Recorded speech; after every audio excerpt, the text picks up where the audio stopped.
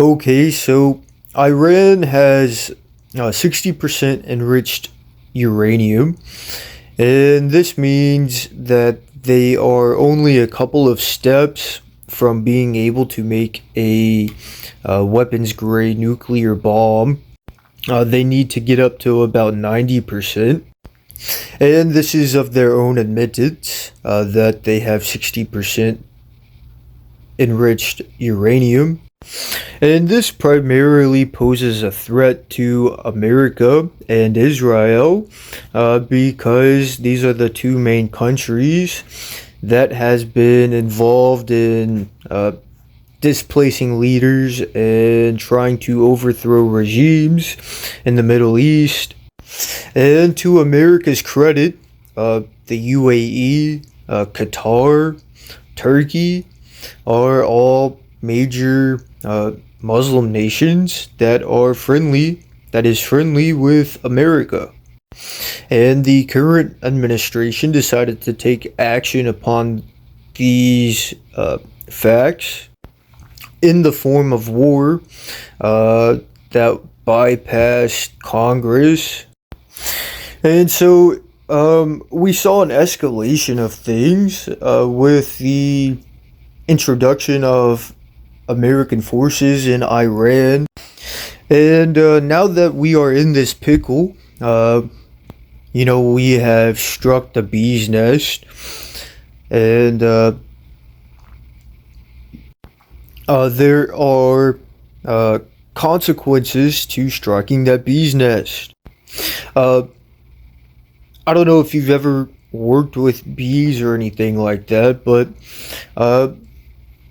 most of the time, in order to get the honey from the bee's nest, you have to use a little smoke to make the bees divert their attention to the smoke rather than to the person coming to extract. It calms them down a little bit, and it makes them worry about the hive more than the person pulling out the trays of the beehive. There's an elegance to getting the thing that you want, even if it's dangerous, right? But America struck the beehive trying to get the honey out, and I do believe that this is a problem because they struck the bee's nest, and now the bees are stinging everything around its vicinity. I do not believe that the war was the best option in this case because it has expanded into something that is kind of uncontrollable. Because what happens if we win the war and 20, 30 years from now, there's people that still hang on to this grudge and decide to take retribution. War is not good for anybody. I only see future problems ahead because this war has began. Even if we do win and we do take all of the uranium, there's still going to be men that will remember this action and will give them cause to commit something bad in the future. You always gotta watch out for the Avenger if you do something like this type of drastic action. Though I do think America has the capability to do this war, and of course it's going to overpower Iran. But what's going to happen 40 years from now? If not stopped, Iran could produce a nuclear weapon in a very short time. It could be a year, it could be within a few months.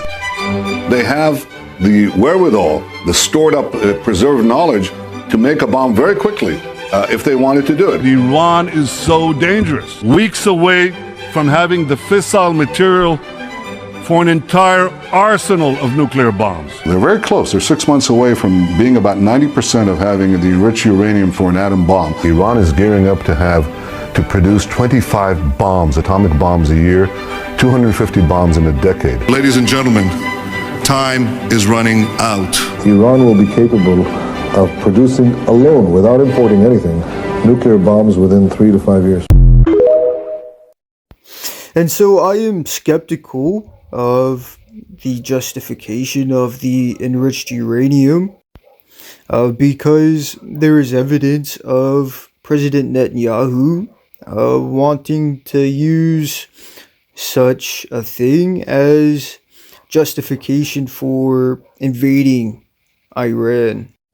And, honestly, I just see these actions as expansionist actions.